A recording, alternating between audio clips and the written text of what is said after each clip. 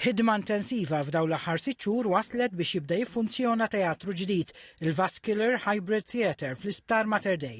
Fl-inaugurazzjoni il-Ministru għas-Saħħa u Anzjanità Attiva Joe Etienne Abela spjega kif dan huwa kruċjali għal pazjenti li jiġu bżonn interventi fl-arterji u l-vini.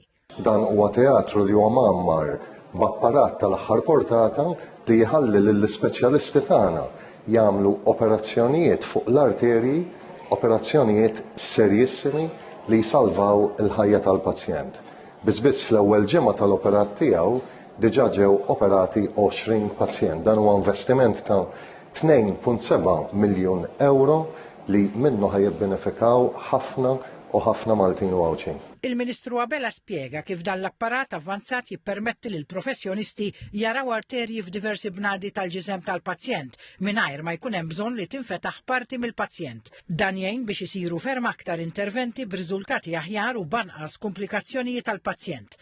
Il-Ministru Abela qal li wara li pazjent ikun operat f'dan it-teatru jista' jmur lura d-dar f'qasir żmien mingħajr ma jkun hemm ħtieġa li jagħmel ġranet jew saħansitra ġimgħat rikoverat l-isptar.